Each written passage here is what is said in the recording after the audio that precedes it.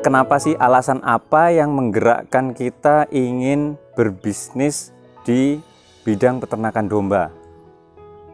Jadi sebisa mungkin jangan sampai jawabannya itu hanya sekedar mencari keuntungan semata. Motivasi utama adalah mengejar keuntungan, profit, keuangan. Menurut saya, kalau yang dikejar adalah keuntungan, memang benar namanya bisnis itu harus menguntungkan. Tapi seandainya motivasi bisnis teman-teman utama untuk bergerak di bidang peternakan adalah keuangan, maka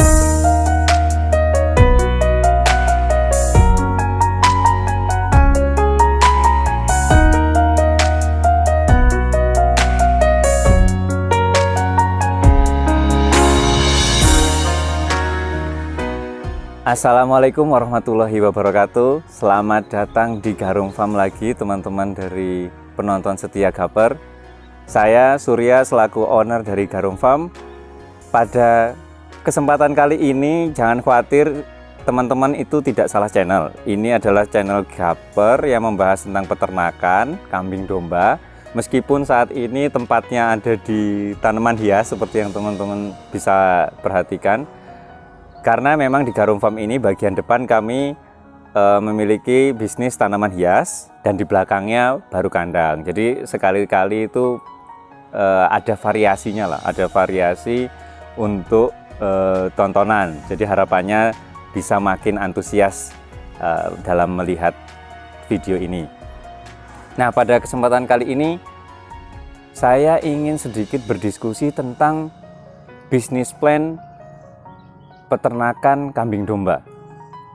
Jadi bisnis plan sendiri itu secara garis besarnya adalah sesuai namanya, bisnis plan. Itu adalah rencana bisnis. Jadi ketika kita ingin membangun suatu usaha, ketika akan mengembangkan usaha, akan lebih tertata, lebih sistematis apabila sebelum kita memulainya kita sudah memiliki bisnis plan terlebih dahulu. Jadi di dalamnya nanti berisikan strategi, bagaimana rencana kita mengembangkan menjalankan bisnis ini, lalu bagaimana kita mendapatkan sumber dayanya untuk dapat menjalankan bisnis secara optimal. Jadi bisnis plan itu menurut saya sangat diperlukan. Jadi buat teman-teman yang baru memulai atau bahkan akan memulai bisnis peternakan domba ini, ada baiknya dari awal kita buat. Untuk yang sudah mulai tapi belum buat, juga nggak ada salahnya kalau mulai dari sekarang kita tata sehingga lebih terstruktur nanti ke depannya.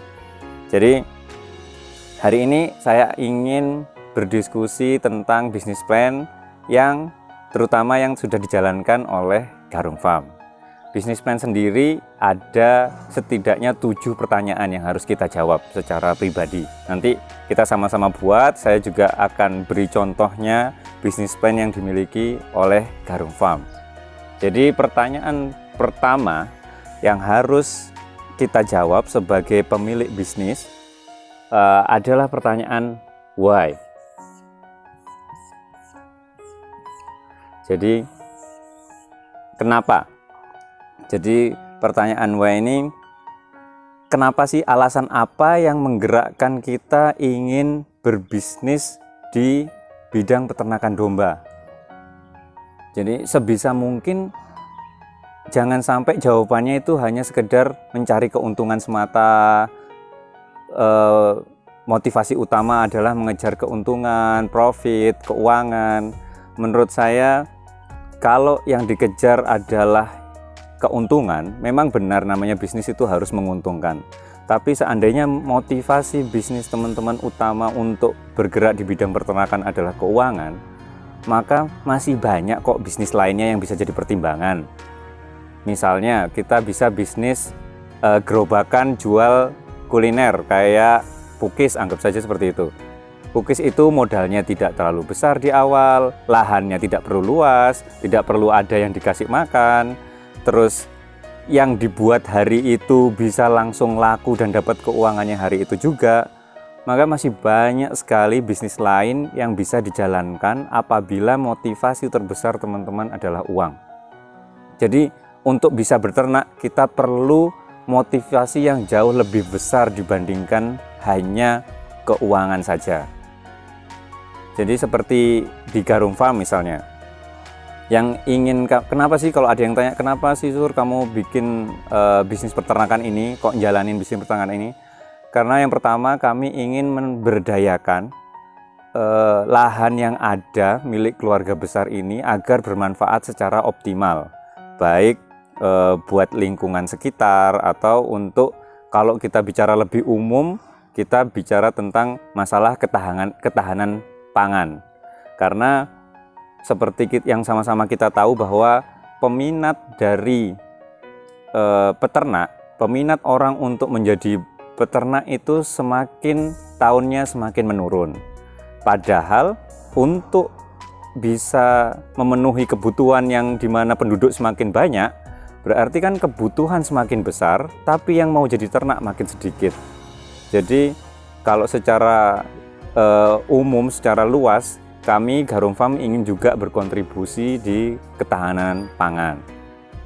Jadi buat teman-teman yang nanti, teman-teman bisa cari tahu sendiri apa panggilan teman-teman ketika ingin beternak.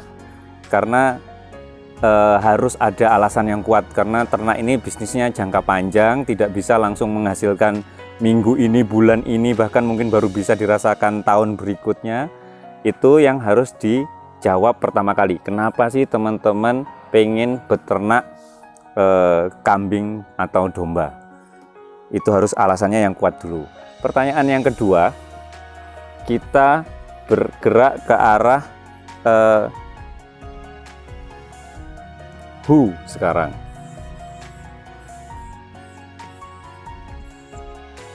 Who ini berarti siapa sih yang nanti akan membutuhkan produk-produk dari produk hasil peternakan kita. Ini juga harus diidentifikasi. Setelah kita sudah ketemu alasan yang cukup kuat untuk beternak, kita juga harus mengidentifikasi siapa yang akan mendapat manfaat dari bisnis peternakan yang kita jalankan. Jadi misalnya kita mulai identifikasi calon customer kita. Yang pertama misalnya para konsumen yang mencari untuk akikoh. Ini kan nanti mereka juga mencari domba, ada kebutuhan untuk itu. Kedua, ada kurban. Jadi dari segi ritual keagamaan saja, kebutuhan kambing domba itu sudah sangat besar. Belum lagi nanti kalau kita bicara tentang ekspor ke negara-negara muslim lainnya. Jadi untuk who ini kita mengidentifikasi nih prospek bisnis kita, kira-kira ada nggak sih yang beli. Jadi antara lain akikoh, kurban, nanti bisa kita berlanjut ke sesama peternak, bahkan bisa jadi konsumen, karena mereka pasti cari barang juga. Karena sekarang suplainya lebih sedikit daripada permintaannya, bisa jadi mereka juga kesulitan barang nih. Jadi akhirnya yang terjalin adalah kolaborasi antar sesama peternak. Suatu saat kita jadi pembelinya, di waktu lain bisa jadi hasil produk dari tempat kita dicari juga oleh peternak lain.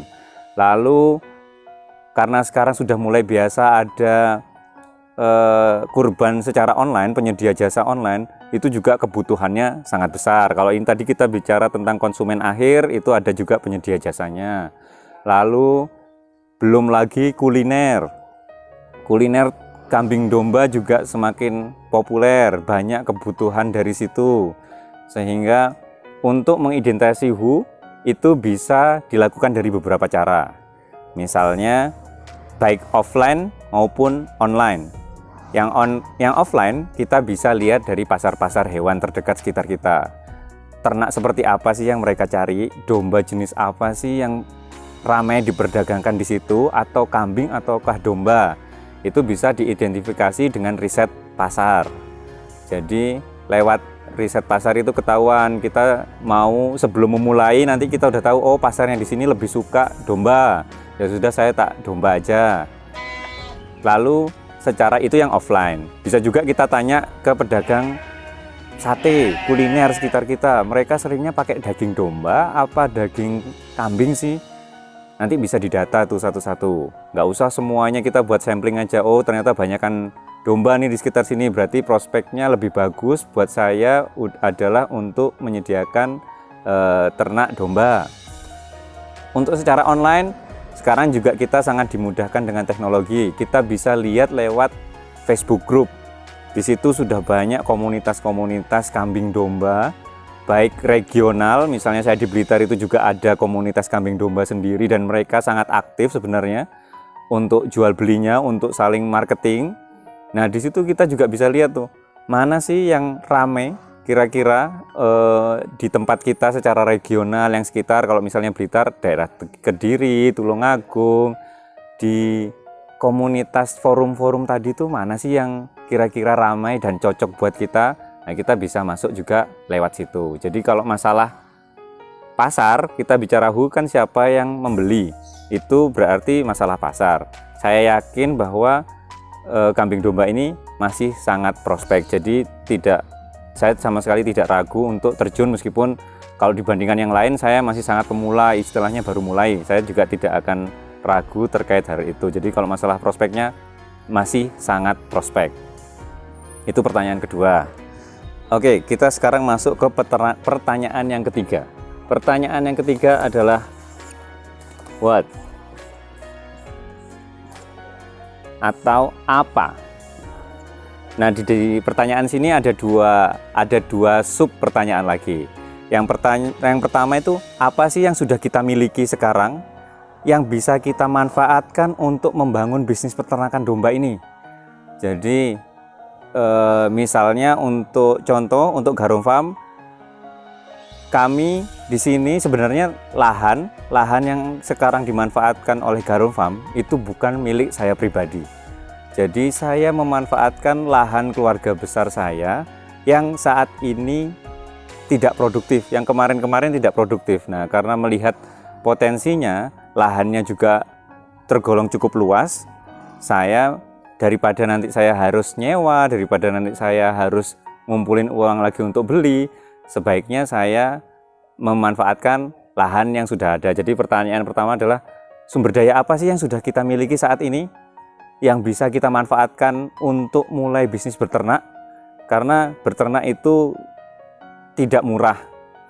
Apalagi kalau nanti kita misalnya belum punya lahan seperti Garum Farm, saya sangat terbantu karena keluarga besar kami sudah memiliki lahannya yang diperbolehkan untuk saya kelola.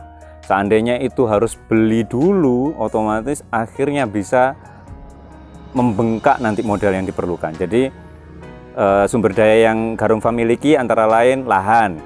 Jadi ini juga bisa jadi inspirasi buat rekan-rekan. Tidak perlu semuanya harus milik sendiri. Kita bisa melakukan pendekatan ke saudara-saudara, misalnya ada saudara kandung yang punya lahan tidak produktif, ada paman atau bude yang punya lahan luas tapi sampai saat ini tidak dimanfaatkan atau masih nganggur. Bisalah kita melakukan pendekatan, bude boleh nggak ini saya kok punya rencana seperti ini, prospeknya masih ada, boleh nggak kalau saya pakai nanti sebagai timbal baliknya minimal lahan ini bakal jadi bersih, lahan ini bakal mulai saya jadikan produktif, misalnya seperti itu. Jadi tidak melulu semuanya harus transaksional dengan menggunakan uang. Bisa jadi selain model timbal balik yang seperti itu, bisa kita ajak, ya udah nanti gimana kalau bagi hasil, saya pengelola sebagai pemilik nanti dapat sekian persen, itu juga bisa. Tapi kembali lagi, kadang-kadang malah yang ada mereka udah pakai aja, nanti masalah itu nggak usah dihitung, yang penting lahan kita nggak nganggur. Itu juga banyak kok yang seperti itu. Jadi tidak melulu semuanya itu beli. Garum Farm ini kami juga mengelola milik keluarga besar. Lalu sumber daya apa lagi yang dimiliki? Sumber daya kedua selain lahan ini berlokasi di tempat yang airnya tersedia sepanjang tahun. Curah hujan tinggi, kemudian ketersediaan sumber air juga banyak, sehingga kebutuhan utama untuk ternak di mana air harus tersedia terus tak terbatas selama 24 jam bisa dipenuhi. Selain itu, pengairan untuk di lahan pakan juga terpenuhi, sehingga lahan pakan kita bisa menanam sendiri. Selain sumber daya lahan, kemudian sumber daya air, ada juga sumber daya tenaga kerja yang kita juga harus perhatikan. Bagaimana lingkungan sekitar, apakah kita masih bisa mendapatkan tenaga kerja yang layak sesuai dengan anggaran kita. Nah, ini juga salah satu yang bikin saya semangat beternak di sini, karena dengan beternak untuk jadi peternak itu kan tidak perlu punya ijazah yang tinggi-tinggi. Jadi tenaga kerja yang bisa diterima itu sangat luas. Jadi akhirnya kita bisa menambah manfaat dengan mempekerjakan orang-orang yang tidak memiliki ijazah atau tidak punya gelar sebelumnya, karena ini selama mau mempelajari kita bisa sama-sama nanti melatih pegawai. Nah, ketersediaan itu apakah ada di sekitar sini? Alhamdulillah di Garong Farm lingkungan untuk tenaga kerja yang seperti itu masih tersedia, sehingga kita juga bisa berdampak positif untuk lingkungan sekitar. Lalu sumber daya lain yang bisa berkontribusi positif, kita punya komunitas atau tidak di sekitar kita. Komunitas peternakan kambing domba itu juga termasuk sumber daya, karena kita sebagai pemula kita pasti perlu mentor, kita perlu sharing dari peternak lain yang sudah lebih senior memulai duluan. Nah, dengan adanya komunitas seperti itu akhirnya kita juga terbantu, minimal dapat informasi terkait bagaimana pemeliharaan. Kedua, nanti ketika mereka butuh barang, kita juga bisa akhirnya disetorkan. Jadi banyak manfaat yang kita bisa dapatkan apabila kita memiliki sumber daya seperti komunitas tadi. Nah, tadi kan pertanyaan ada dua saya bilang. Yang pertama, sumber daya apa yang cocok dengan bisnis kita. Kalau cocok berarti kita bisa nih, sumber daya apa yang kita miliki. Maaf, yang pertama adalah sumber daya apa yang kita miliki. Pertanyaan kedua, apakah sumber daya ini cocok dengan bisnis yang akan kita jalankan? Jadi misalnya kita punya lahan, tapi ternyata akses air sangat susah, sehingga untuk bisa mendapatkan air ketersediaan sepanjang tahun akan bermasalah. Akhirnya kan tidak cocok, meskipun lahan punya, lahan ada yang digarap, tapi ternyata kondisinya tidak memenuhi kriteria. Untuk itu berarti bisa jadi kita harus cari alternatif bisnis lain. Jadi setelah yang pertama tadi, sumber daya apa sih yang kita miliki, karena daripada harus pengadaan lagi kan mahal. Akhirnya dengan adanya sumber daya yang kita miliki itu nanti bisa mempercepat proses kita untuk mendapatkan keuntungan. Pertanyaan kedua, apakah sumber daya itu cocok dengan bisnis akan kita jalankan? Nah, tadi karena saya tadi lahannya ada, kemudian sumber daya alamnya dari segi air juga alhamdulillah melimpah, tenaga kerja juga ada, kemudian yang keempat komunitas yang saling mendukung juga ada, sehingga menurut saya cocok ini kalau saya beternak untuk fokus di peternakan domba. Jadi pertanyaan ketiga adalah apa? Nah, sekarang kita masuk ke pertanyaan yang keempat di dalam membuat bisnis plan, yaitu adalah how much atau berapa. Jadi pertanyaan keempat adalah berapa. Berapa sih target penjualan yang kita ingin dapatkan?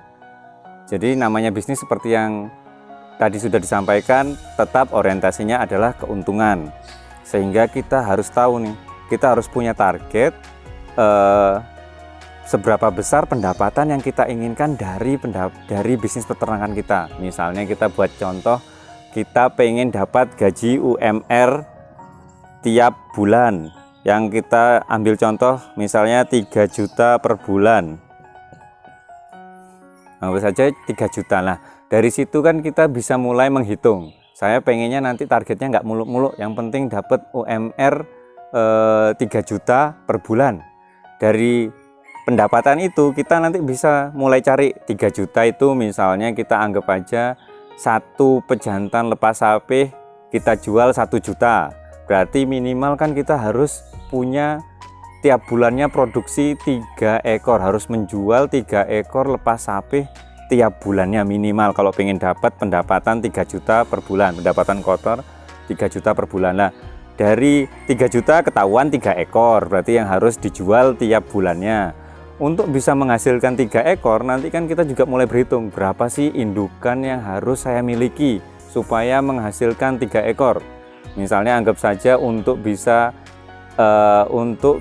menghasilkan 3 ekor tiap bulan, berapa indukan yang harus kita miliki. Secara simpel, satu indukan itu untuk bisa mulai dari kawin, bunting, hingga nanti siap lepas sapih, anggap saja paling lama butuh jangka waktu sampai 1 tahun. Berarti kan tahun ini kita harus menyediakan setidaknya 12 paket, ada paket 1 sampai nomor 12, supaya tahun depan baru bisa mulai menghasilkan tiap bulannya 3 ekor yang bisa dijual.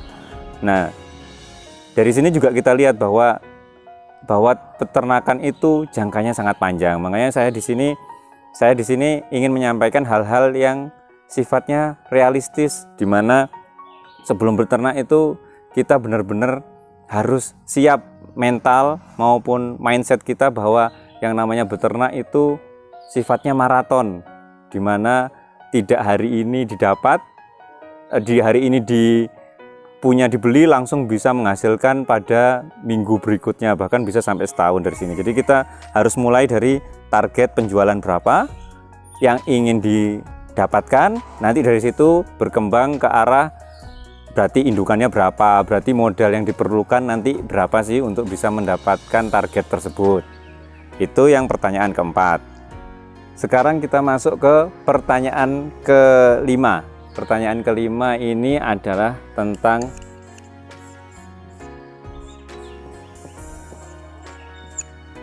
when atau kapan.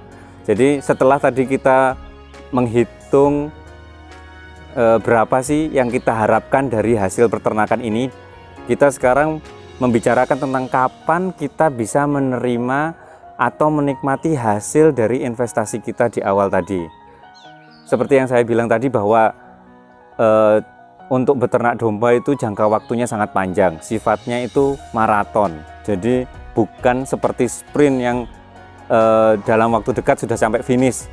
Yang namanya peternakan atau khususnya dalam hal ini karena Garung Farm ini fokusnya pada breeding, maka jangka waktu yang bisa kita harapkan untuk mulai menikmati hasilnya itu sangat panjang. Untuk bisa dinikmati saja itu langsung butuh paling tidak 1 tahun tadi. Yang kita kawinkan tahun ini baru bisa nanti dipanen tahun depan. Itu kalau kita fokus ke breeding. Nah, karena mengingat jangka waktunya yang panjang juga, diperlukanlah mindset yang tepat bahwa kita tidak bisa nih punya ekspektasi di mana bulan itu juga langsung ada yang bisa menghasilkan. Jadi untuk Garung Farm kami menargetkan setidaknya 6 tahun.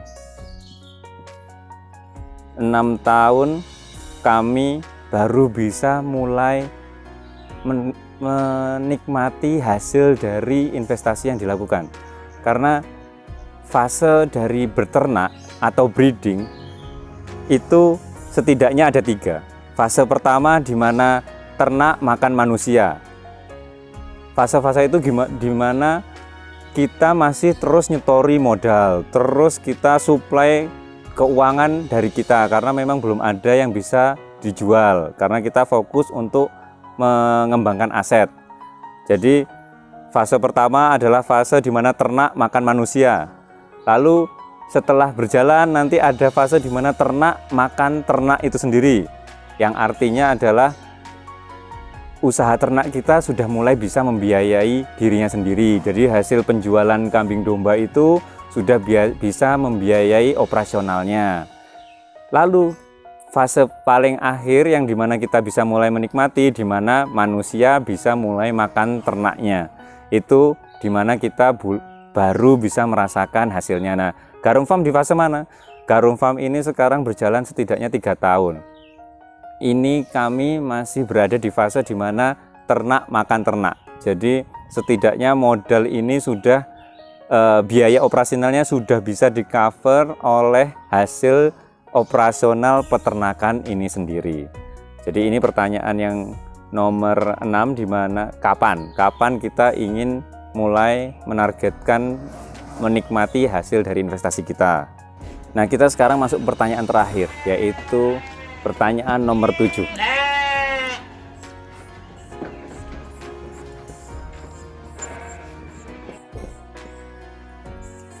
Yaitu where, atau dari mana sih kita bisa mendapatkan permodalan? Karena yang namanya bisnis pasti kan memerlukan permodalan. Makanya tadi penting juga kita menginventarisir sumber daya apa yang sudah kita miliki.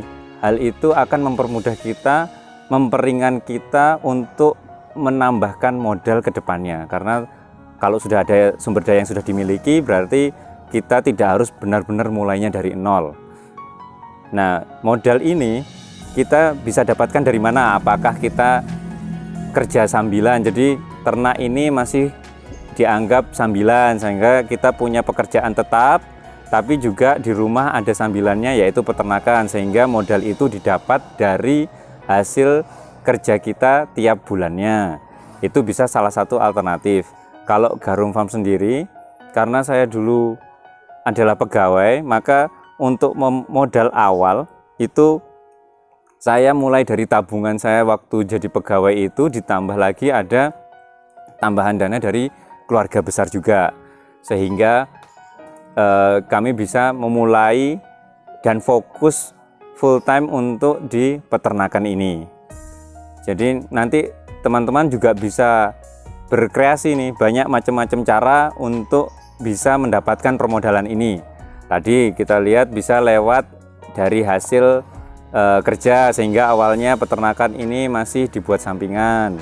Yang lama-lama nanti setelah berkembang kita akhirnya bisa mengandalkan sepenuhnya dari peternakan.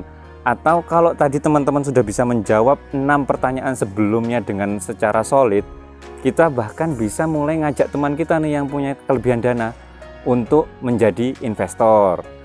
Jadi bisnis plan ini nggak cuma untuk bisnis kita sendiri, tapi seandainya kita sudah bisa menjawabnya dengan baik, kita udah bisa merencanakan strateginya dengan baik, maka modal itu akan relatif mudah untuk dicari. Karena bisnis plan ini bisa juga dipakai untuk mencari investor. Jadi teman-teman bisa berkreasi dari ke-7 pertanyaan tadi, karena ini benar-benar personal, jawaban dari teman-teman itu bagaimana, dan kondisi daerah juga berbeda untuk masing-masing area. Bagaimana cara mendapatkan modalnya juga bisa berbagai macam cara. Cuma harapannya dengan menjawab 7 pertanyaan ini kita bisa semakin yakin nih untuk memulai bisnis peternakan. Kalau kita tidak bisa menjawab 7 pertanyaan ini dengan secara yakin, berarti bisa jadi kita mungkin panggilannya bukan melaksanakan bisnis peternakan. Mungkin kita lihat bisnis peternakan karena wah seru, nanti jadi punya peliharaan. Lah kalau seperti itu mungkin bisa peliharanya sebagai hobi, tidak perlu sampai bisnis peternakan. Nah, jadi ini sangat personal, teman-teman nanti bisa menjawabnya sendiri mulai 1 sampai 7 pertanyaan tadi.